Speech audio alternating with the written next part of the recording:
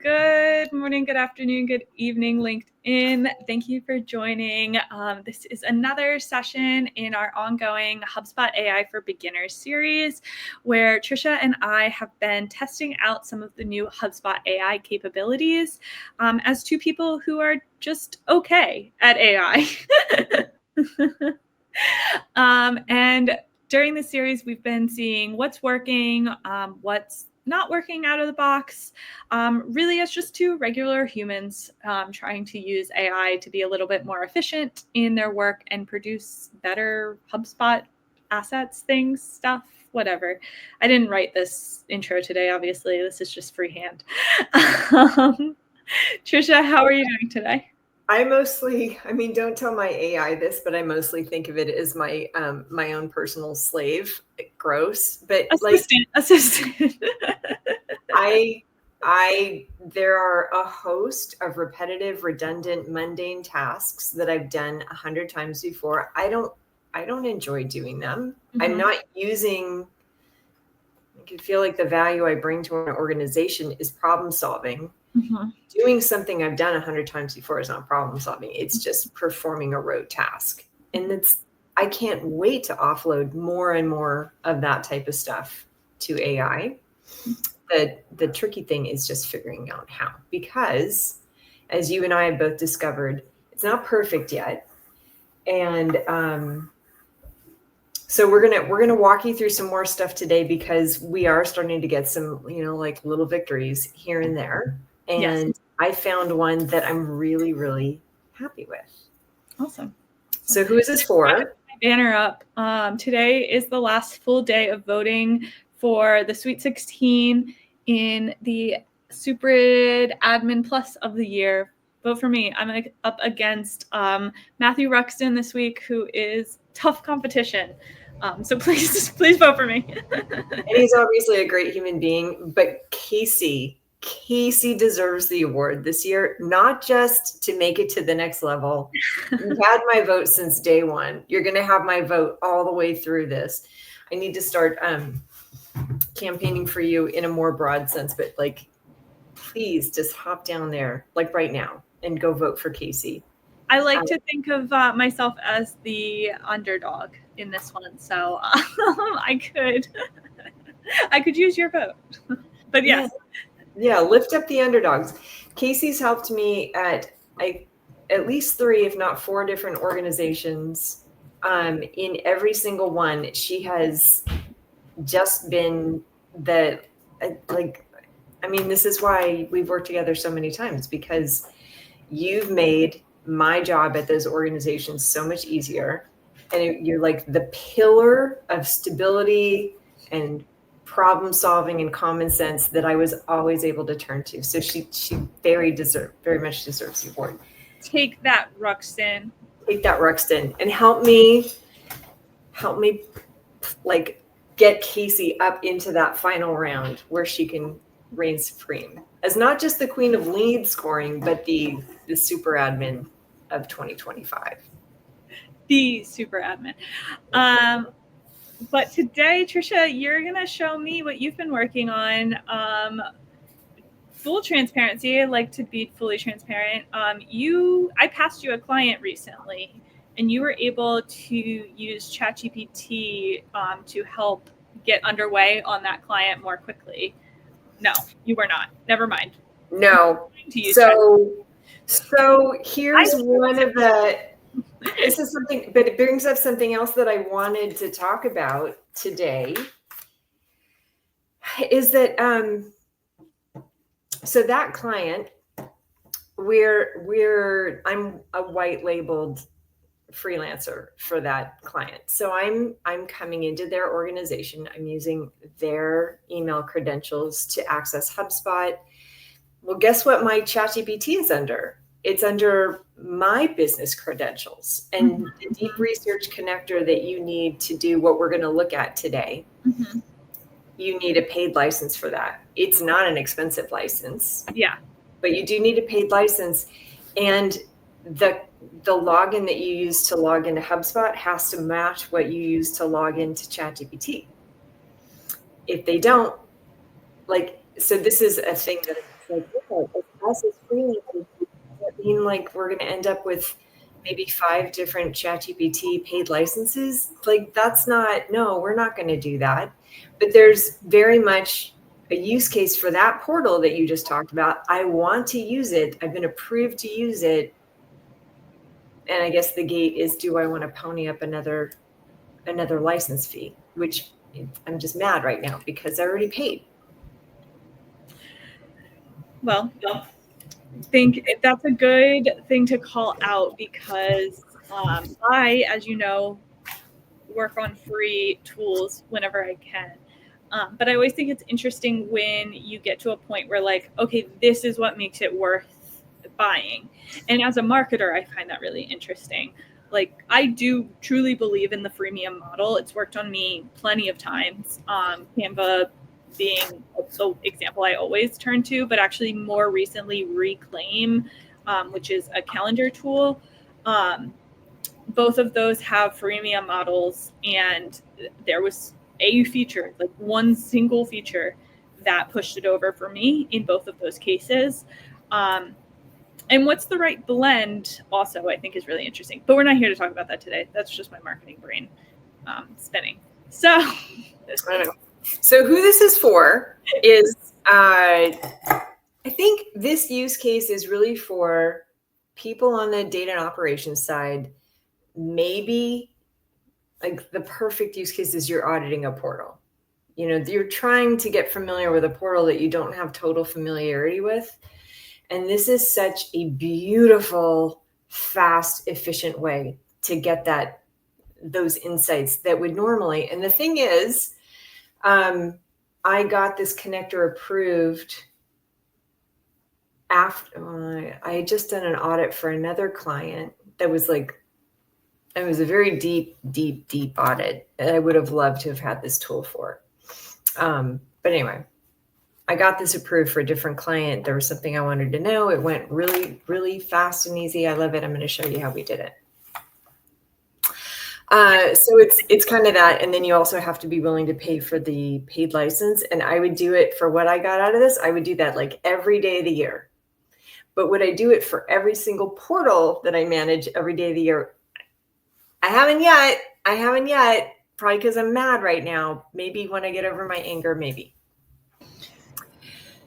But as usual with AI, there are still tricks along the way. So I am going to share my screen with y'all. In fact, okay, really quick. I'm gonna move screens around so that you got it. It's in front of me. Interesting that that's happening too. Okay. Okay. So as we know, ChatGPT lies. Hallucinates, I think, is what people like to say. Is that what people like to say? I like to say I like to say it lies. So I wanted to just share the initial journey, which of trying to connect ChatGPT, and it didn't work super well. And that was that initially, when I tried to do this, ChatGPT said, I don't do that. And what I mean by that is I said, I asked it to tell me how many API calls there have been for each of the connected apps in the integration section of this portal over the last 7 days. So that's a great use case, right? Because if you go to the integrations page, it'll tell you what integrations. It will tell you which ones have been disconnected. Mm-hmm. And then the rest are either like, there's what maybe is a status column, and it's either going to be blank or there's a green light. Who knows exactly what that means? But you have no sense of exactly how much activity is going through there or when the last activity was. Like, even if it's a green light, what if the last API call was 3 months ago? Is that really active? Mm-hmm. This, in theory at least, could give you that answer. And that's what I was trying to figure out. Mm-hmm. But here, and I was connected to the portal and the research at the point I asked this is I don't have direct API access.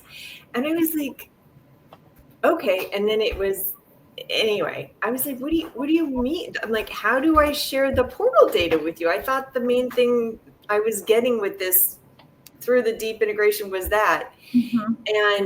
And my AI is named Meeps. And so Meeps like attempted to explain it to you. And I was just really confused. And I walked away and I was like, I don't know what's happening here. How can you share the data with me?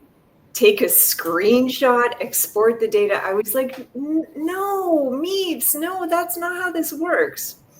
And then I found my inspiration from this was a LinkedIn post where they specifically said, this is the kind of the prompt. It isn't the prompt, but this is what they were looking for. And I was like, oh, I'm here for this. Let me do this. And Meep said, once again,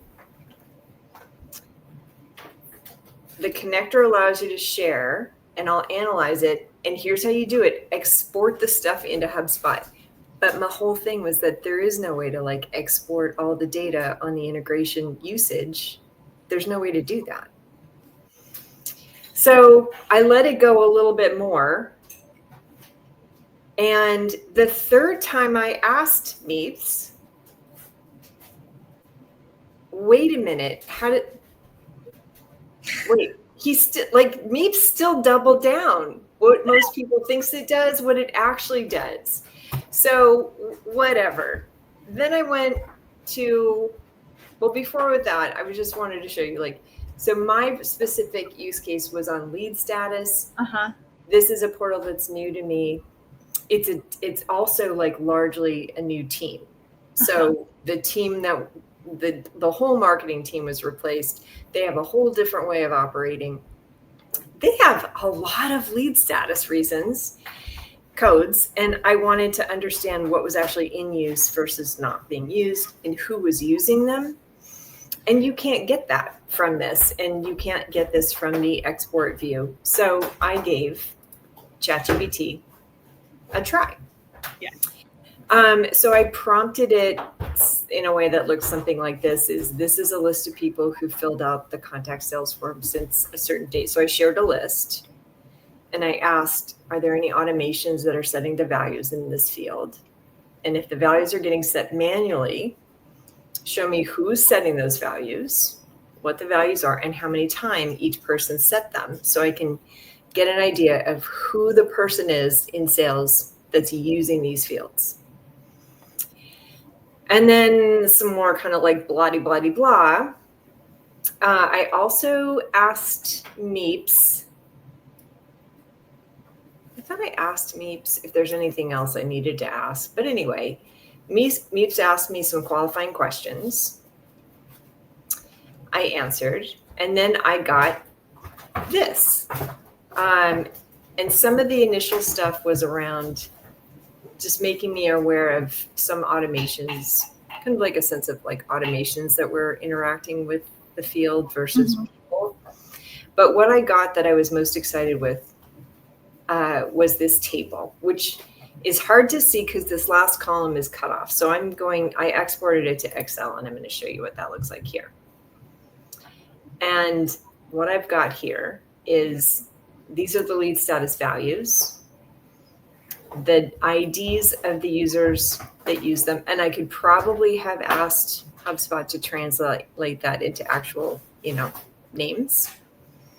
But most importantly, what I was trying to get to is like how many times this had been used. And again, this was just like a specific date range I gave it. It wasn't for the history of the field. So that'll easily, everything that was a 0, I'm getting rid of it. Don't even need, like, we're not using it right now. It's fully on the table for deleting. And then if it was only being used by a single user, like maybe one time, also definitely a candidate for getting rid of. So I use this to just greatly simplify the lead status fields, which was exactly what the client asked for, and came back to them with a much more truncated, bless you, list of fields, and said, hey, it looks like this is what your team is actually using. And then you expressed to me there's like this field and that field that you would like to begin using that you don't have. I've added those. Does this look like what you want? And they were really happy with the results. And I didn't have to take a lot of their team's time to answer questions about each field on a detailed level. So it was great. That is very, very cool. Yeah, because I think one thing that takes me a lot of time is that auditing with a client and figuring out what is actually used versus what's in there. And sometimes that can be really tricky because we have fill rates on records now. So you can see how many records have a property. And that's great and a good starting place, but doesn't necessarily mean that it's being used. And you can see things like if it's being used in lists and workflows and stuff like that, which again is really useful, but not always the full story. I just today was helping a client with a property that their team internally finds very valuable, but like it's not currently technically being used a lot of places. And even the reason I know it's not being used a lot of places, I had to go, interview all properties and check it out. And then there's a lot like that can go on in a portal that's hard to tell when you're initially auditing. Mm-hmm. So I think this is a really good starting place. And especially, so I've been doing this series for a while, but HubSpot Setup Secrets. And one thing that commonly comes up is people think you should. One of the early things you should do in a portal is talk to other people, talk to people using the portal, talk to the stakeholders, things like that. Yes. However, way easier said than done in a lot of cases. And also a lot of times people don't even necessarily know what's going on or what's so I think there's a lot of use cases here, even to like educate those conversations. Because I know I've been in some of those early conversations. You're in a portal for the first time. The portal's existed for a while. And there's been times where I've missed like major things in the portal. I have one distinct memory of being on a fairly early call with a client, and I was talking about like sales handoff, and I couldn't find where the sales handoff was happening. So I like thought there was no sales handoff, and I was totally wrong. There was a sales handoff. It was just being handled really webbed somewhere else, and I had just overlooked it, or I didn't see it in the web of things. So I think there's a lot of potential here for like getting your bearings and things like that. Mm-hmm. And the reality, so yeah, you do want to talk to everybody, but the reality is that most customers are pretty price sensitive, and they're not going to give you time and money to go interview every person on the sales team and every person on the marketing team, which is what you would need to actually get the information. Because as soon as you have one person speaking for somebody else in detail on like how properties are used, they're now making guesses a lot of the times on who's actually doing what in the portal. With this, you don't have to guess. You like that report I showed you, it was exactly like this user used this value this many times. It's beautiful. And there also can a lot of times be, sorry, my air conditioning turned off and it's so loud. And then as soon as it turns off, I'm like suddenly shouting, and the whole, I'm fine. Everything's fine. I also find those early days in a portal, there can be a lot of disconnect around like language.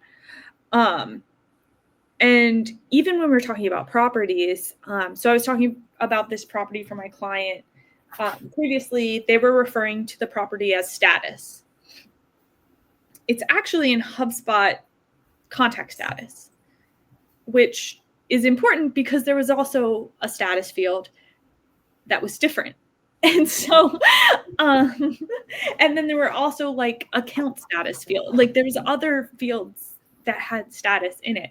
So knowing the lingo is a very steep learning curve that even sometimes the conversations don't help with and sometimes make worse. In fact, because you can talk about something and be just on looking at two different things completely. Mm-hmm. Yeah. So have I sold you? Do you want to try it out now? Are you going to pay for the license? What do you think? What are the chances? I am interested. People have data concerns, like organizations have data concerns. We are not. They do. We are not experts. Do you, having used it, Trisha, do you have data concerns?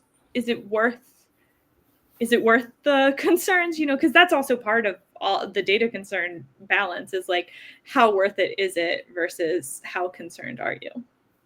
I am. So I can bring some other context into this conversation that I'm making a wild leap here, but hey, that's what people do on here all day long. On LinkedIn or on LinkedIn Lives. I have to caveat this by saying I have no idea how ChatGPT or Claude specifically deal with data management and what's actually happening behind the scenes when they connect into a portal. And like when question X is asked about lead status as a property, does ChatGPT then have access to all of the data in the whole portal? Mm-hmm. Or is there some sort of like gate around the information flow? First and foremost, I have no idea. Mm-hmm. However, something that I do know from working with your friends, Chris Carolyn, Ryan Ginsberg, and Riley Powell we're trying to create a HubSpot portal using nothing but Claude. Mm-hmm. One of the first limitations we ran into was token limits, mm-hmm. which is related to like the number of queries you're doing and the number of like data points the AI is extracting from the portal. So that almost kind of feels like, yes, there is some kind of governance around how much they can see, because if they're like charging a token for every one, mm-hmm. But I don't know. I have no idea. I do know that I worked for some companies that have very, very strict compliance standards, and where we are right now today is probably a no-go for them. Mm-hmm. I asked the woman that initially wrote that LinkedIn post that got me so fired up. Mm-hmm. I asked her specifically how she gets around it. She said that she's mostly using it to familiarize herself and her team with brand new portals. She tells them it's a one-time thing. And so that's also potentially an option, is like, you're not opening the kimono forever for everybody to swim around in. It's just a little window of interaction. So that might be a way to get a company over the line as well. Yeah. So I think there's a lot of value here. Most of what you showed was new value for like new portals, or if you are new to a portal. You have worked in-house as a HubSpot admin in portals that you've essentially owned. Is that a fair representation? Do you see value there as well? And what's that look like? I'm going to get back to you on that one. Probably. The problem is I have so much information coming at me. I don't know if you're like me, but like I'm having a hard time remembering last week. And despite the fact that I've mostly been an in-house admin since 2018, it's already hard for me to remember like just those days. But I had a situation today where I had a question that came up, and I was like, man, if I could just, I think the use case was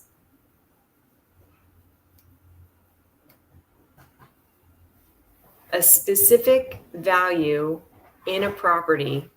Is that triggering workflows? Okay. So like that would have been a really nice query, because it wasn't the whole thing. It was just like, is that value in the property doing something? And if I had looked at the whole property, I don't know, maybe it would have saved me some time in looking through it. Maybe not. It felt like it would have. Yeah. And like I had a client recently ask me, I got an email and the request was, what happens when someone enters HubSpot? And I said, wow, a lot. And like, I was like, oh, how did they enter HubSpot? Like, who created them? What life cycle stage were they created? Like, I have so many questions. But I think ChatGPT might be able to answer that. I mean, maybe here's another one. Same client, their demo flow, they go from people come in to the demo page, fill that out, and then the thank you page sends them to a scheduler. And, it's, like pick your day to have a meeting. And we're trying to get some better reporting out of those meetings, because right now everybody just sort of has the sense that if people go to the second page and schedule a meeting, they're higher intent and more of those are closing. And I know from a high level, that is generating more close one deals than if they only go to the first page. I know that.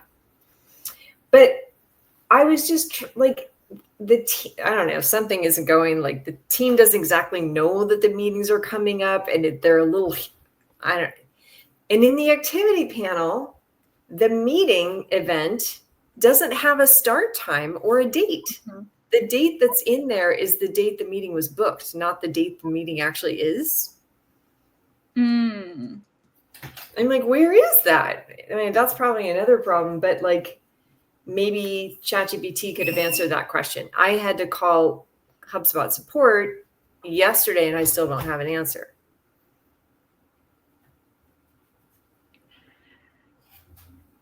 So I absolutely think it has ongoing value. I'm a big fan already so far. Do you have to go, or can I show you really quick how to connect it? I do have to go. Can we? I'll have to do that another time then. I'm sorry, guys. It is really easy. It is super easy. All right. Well, maybe next week. Next week. Right. Well, thank you all for joining us, and we will see you next week, where maybe we'll be connecting the integration. Who knows? And don't forget to vote for me. Vote for Casey. Please vote for Casey. She deserves it. Thank you, guys. Have a good one.